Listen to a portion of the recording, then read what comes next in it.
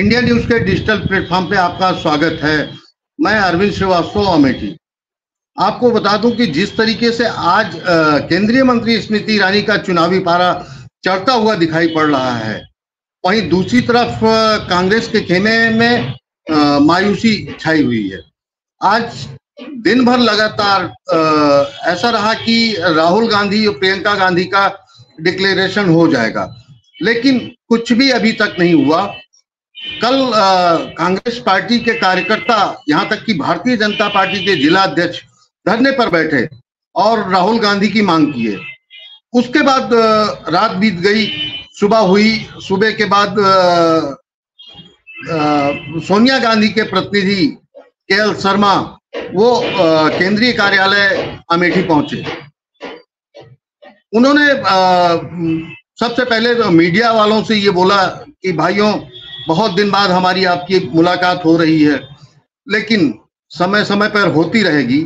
आज मैं कुछ पार्टी की चर्चा करने आया हूं, वो चर्चा करूंगा और जैसा भी होगा आप लोगों को अवगत कराया जाएगा। फिलहाल ये तो उनकी कहने की बात रही। उसके बाद वो बंद कमरे में कार्यकर्ताओं के साथ उन्होंने मीटिंग की। मीटिंग करने के बाद लगातार 3 घंटे कार्यकर्ताओं के साथ मीटिंग चली। जब मीटिंग से निकले तो वो अपनी गाड़ी फॉर्च्यूनर में बैठे और वापस रायबरेली जनपद के लिए निकल गए। लेकिन आज जो स्थिति है, उस स्थिति के ऊपर मैं बात करूंगा। स्मृति ईरानी ने अपना नामांकन कर दिया है। अखिलेश यादव ने कांग्रेस पार्टी के लिए 2 सीटें छोड़ दी हैं, अमेठी और रायबरेली। लेकिन कांग्रेस पार्टी का रिजल्ट क्या है, वो अपने परिवार में ही नहीं समझ पा रही है कि हम अमेठी रायबरेली से किसको उतारें, कौन चुनाव लड़ेगा। ये असमंजस का विषय बना हुआ है। कार्यकर्ता मायूस हैं, कार्यकर्ता हतोत्साहित हैं। आज भी वही देखा गया। कंटिन्यू हम लोग दिन भर कांग्रेस जिला कार्यालय में मौजूद रहे। और दूसरी तरफ एक जहां लोगों के ग्राफ की बात करते हैं, राहुल गांधी कंटिन्यू 15 साल सांसद रहे, मतलब 3 बार। उसके पहले राजीव गांधी रहे, केएल शर्मा माफ कीजिएगा, कैप्टन सतीश शर्मा, संजय सिंह रहे, उसके पहले संजय गांधी रहे। तो कांग्रेस का गढ़ रहा है अमेठी और रायबरेली। लेकिन आज ये सब सारी चीजें कहीं ना कहीं कार्यकर्ताओं को ऐसा मायूस कर दे रही हैं कि कार्यकर्ता के समझ में कुछ भी नहीं आ रहा है। मैंने आज खुद देखा और दिखाया भी लोगों को, इंडिया न्यूज को दिखाया, दर्शकों को दिखाया कि इंडिया न्यूज के माध्यम से, इंडिया न्यूज के प्लेटफॉर्म पर दिखाया कि देखिए ये तैयारियां चल रही हैं। काफी गाड़ियां आज कांग्रेस कार्यालय में कांग्रेस पार्टी की आ चुकी हैं, जिससे चुनाव प्रचार संपन्न कराया जाए। लेकिन अभी तक सारी तैयारियां तो हो गई हैं, लेकिन कांग्रेस की स्ट्रेटजी क्या है ये नहीं मालूम। कांग्रेस कौन सा पत्ता खोल सकती है, क्या कह सकती है, ये अभी कुछ भी नहीं मालूम है। तैयारी तो अंदर अंदर सारी पूरी हो गई है, लेकिन कांग्रेस कार्यकर्ता मायूस भी है। मायूसी के साथ साथ ये भी दिख रहा है, आज जैसे सोनिया गांधी के प्रतिनिधि केएल शर्मा आए कांग्रेस कार्यालय, केंद्रीय कार्यालय में, उन्होंने बैठक भी की अपने कांग्रेस कार्यकर्ताओं के साथ, लेकिन कुछ भी रिजल्ट नहीं रहा। मीटिंग खत्म हुई, वो बैठ करके निकल गए रायबरेली। उसी के बाद हम लोगों ने कांग्रेस कार्यकर्ताओं से बात करनी चाहिए कि आखिर क्या है। कुछ तो बताया होगा, लेकिन कहीं कुछ भी कोई कांग्रेसी कार्यकर्ता या जिलाध्यक्ष बोलने के लिए तैयार नहीं है। यहां तक कि पूर्व एमएलसी कांग्रेस के दीपक सिंह, जो कि एक वरिष्ठ नेता हैं, गांधी परिवार के नजदीकी हैं, उन्होंने भी इशारे में कहा कि 3 तारीख को नामांकन करेंगे। लेकिन नाम के ऊपर अभी सस्पेंस बरकरार। ये सस्पेंस कब तक बरकरार रहेगा, आने वाला टाइम बताएगा। लेकिन टाइम के साथ साथ ये भी बता दें कि मात्र अब 2 दिन बचे हैं नॉमिनेशन को लेकर। 2 दिन में मतलब 2 दिन नॉमिनेशन के बचे हैं और उसके बाद 20 तारीख को मतदान हो रहा है। इतने में कैसे कांग्रेस पार्टी स्मृति ईरानी को चैलेंज दे रही है कि मैं स्मृति ईरानी के खिलाफ अब की बार चुनाव लड़ लूंगा और जीत करके दिखा दूंगा, लेकिन ये आसार कहीं भी नहीं दिख रहे हैं। टाइम बीतता जा रहा है, कोई भी कांग्रेस का प्रत्याशी अमेठी से डिक्लेयर नहीं हुआ है। वहीं अखिलेश यादव की बात करें, अखिलेश यादव ने कांग्रेस के लिए 2 सीटें छोड़ रखी है, जैसा कि गठबंधन में इन लोगों का फाइनल हुआ है इंडिया गठबंधन, उसमें रायबरेली और अमेठी। लेकिन रायबरेली या अमेठी में अभी तक कांग्रेस का कोई भी सदस्य, कोई भी गांधी परिवार का चेहरा सामने नहीं आया है कि हम यहां से चुनाव लड़ेंगे। कल 2 तारीख है, परसों 3 तारीख है, 3 तारीख नॉमिनेशन की आखिरी तारीख है। इन 2 तारीखों में कौन नॉमिनेशन करेगा यह अभी कुछ भी पता नहीं। लेकिन एक चीज इस ऊहापोह के बीच में आपको बता दें कि जिस तरीके से केंद्रीय मंत्री स्मृति ईरानी राहुल गांधी को भी चैलेंज दे रही हैं कि आप आइए और हमसे बात कीजिए, आप खुद किसी चैनल को चुन लीजिए, किसी पत्रकार को चुन लीजिए, जहां आप बुलाएंगे वहां हम बैठ करके आपसे चर्चा करेंगे। आपने 15 सालों में क्या किया, आपका गढ़ रहा है। लेकिन कहीं ना कहीं स्मृति ईरानी ने 5 साल में अमेठी की जनता के साथ सुख दुख दर्द हर समय वो खड़ी रही और आज उन्होंने विकास का जो एक मुद्दा है, लोग कहते हैं विकास पैदा नहीं हुआ, लेकिन विकास वास्तव में अगर देखा जाए तो ठीक है, गांधी परिवार ने इंडस्ट्री तो ले आई थी, लेकिन इंडस्ट्री चल नहीं पाई। उसको चलाने का काम भी गांधी परिवार ने नहीं किया। और जब गांधी परिवार इतने बड़े तबके में था, उनके प्रधानमंत्री थे, सारी चीज उनके हाथ में थी, उनकी सरकार इशारे से चलती थी। लेकिन जो भी इंडस्ट्रियां हैं वो आज कहीं ना कहीं धूल हाँकती नजर आ रही। ऐसे में केंद्रीय मंत्री स्मृति ईरानी को, जो कि भाजपा की प्रत्याशी हैं, उनको 5 साल का मौका मिला। पहले दौर में वो चुनाव हार गई थी, लेकिन दूसरे दौर में राहुल गांधी को उन्होंने कहीं ना कहीं मात दे दी। उसी के बाद राहुल गांधी वायनाड चले गए। आज सबसे बड़ी दिक्कत ये भी है राहुल गांधी के सामने कि वो वायनाड से तो चुनाव लड़ गए,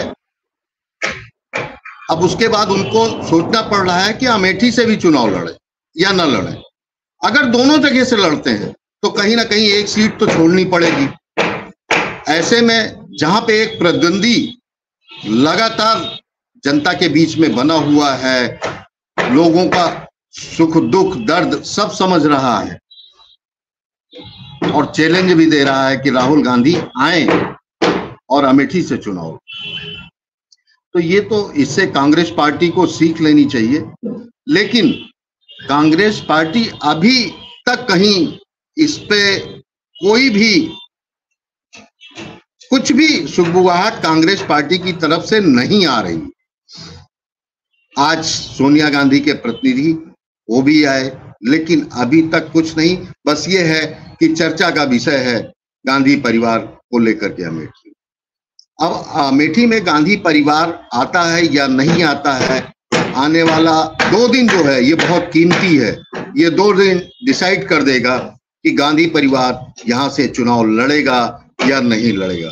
लेकिन दूसरी तरफ कहीं ना कहीं केंद्रीय मंत्री स्मृति ईरानी अपने को मजबूत दिख रही हैं और कांग्रेस पार्टी अगर ये डिसाइड नहीं करती है कि हम चुनाव अमेठी से या रायबरेली से लड़ेंगे, खास करके हम अमेठी की बात करें, अमेठी से अगर राहुल गांधी या प्रियंका गांधी नहीं आते हैं तो कांग्रेस भारतीय जनता पार्टी की स्मृति ईरानी जो भाजपा की प्रत्याशी हैं, वो दूसरी बार तीसरी बार, पहली बार तो हार चुकी थी, एक बार सांसद बन गई हैं पार्लियामेंट में और केंद्रीय मंत्री बनी, संभवतः तीसरी बार भी बन सकती हैं कांग्रेस के इस रवैये पे। और दूसरी चीज, एक चीज और आपको बता दें, जहां पे अखिलेश यादव ने समाजवादी पार्टी, उन्होंने कांग्रेस के लिए 2 सीटें छोड़ी, रायबरेली और अमेठी। आज अखिलेश यादव समाजवादी पार्टी के विधायक राकेश प्रताप सिंह, जो कि एक बागी हो चुके हैं, उन्होंने राज्यसभा में वोटिंग की। उसके बाद आज वो स्मृति ईरानी की जनसभा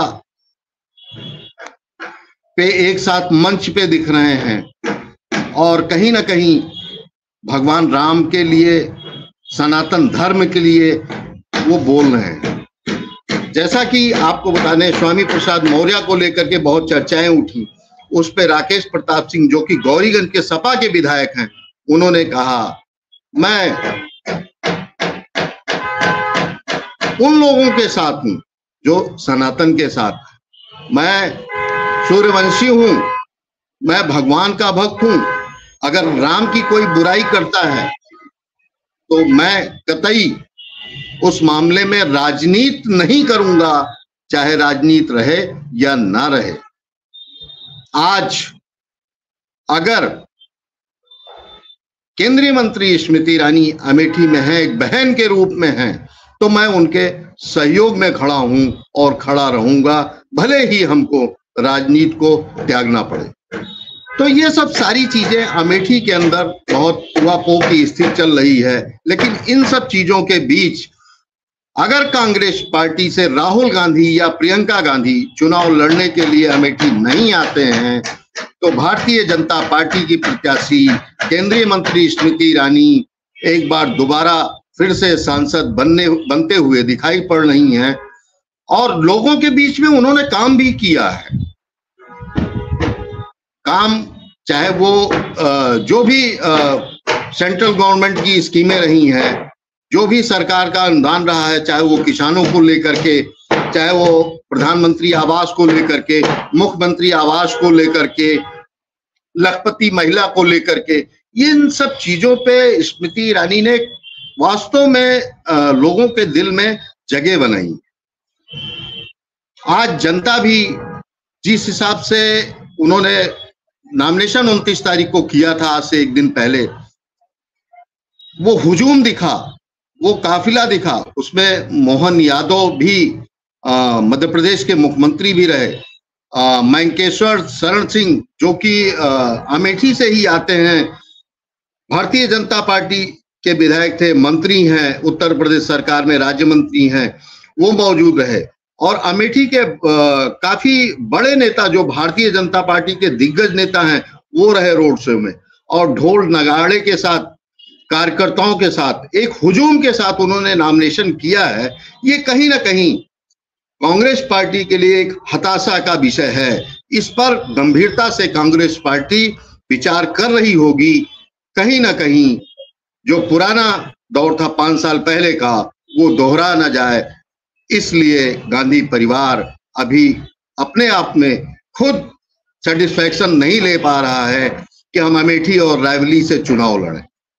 फिलहाल टाइम तो अभी 2 दिन का और है, 2 दिन नॉमिनेशन का है, उसके बाद 20 मई को मतदान होना है। अगर 2 दिन में गांधी परिवार सामने आ जाता है, हालांकि तैयारियां तो हैं, आज जहां तक हमने देखा है कि चुनाव लड़ने के लिए, फील्ड में जाने के लिए कांग्रेस की बहुत सारी गाड़ियां भी आ गई हैं पार्टी की चुनाव प्रचार करने के लिए। वहां पे हमको एक चीज और दिखाई पड़ी कि जो शोभा यात्रा के लिए खुली जीप या ट्रक कह लीजिए होती है, जिसपे रथ यात्रा निकलती है, जिसपे रोड शो होता है, वो भी आ गया है। लेकिन अब उस ट्रक पे या उस खुली जीप पे कौन ऐसा शख्स होगा अमेठी से कि वो अपनी शोभा यात्रा निकालेगा, ये तो आने वाला टाइम ही बताएगा। लेकिन अगर गांधी परिवार अमेठी से मुंह मोड़ रहा है, और दूसरी तरफ ये भी चर्चा का विषय है कि कहीं ना कहीं अमेठी के जो जमीनी कार्यकर्ता हैं, जो यहाँ के लोकल बॉडी के लोग हैं, उनसे राहुल गांधी नाराज हैं, ऐसी चर्चाएं आ रही हैं सूत्रों के हवाले से। तो ये सब फैक्ट है, आने वाला टाइम खुद ही डिसाइड करेगा। राहुल गांधी नॉमिनेशन अमेठी से करते हैं कि नहीं करते हैं, ये तो अलग की चीज है। कोई दूसरा कैंडिडेट आता है वो भी देखा जाएगा।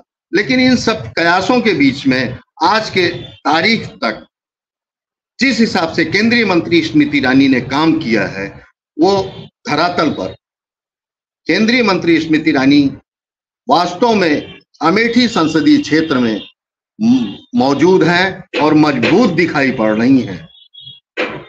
अरविंद श्रीवास्तव, डिजिटल प्लेटफॉर्म के लिए, इंडिया न्यूज, अमेठी।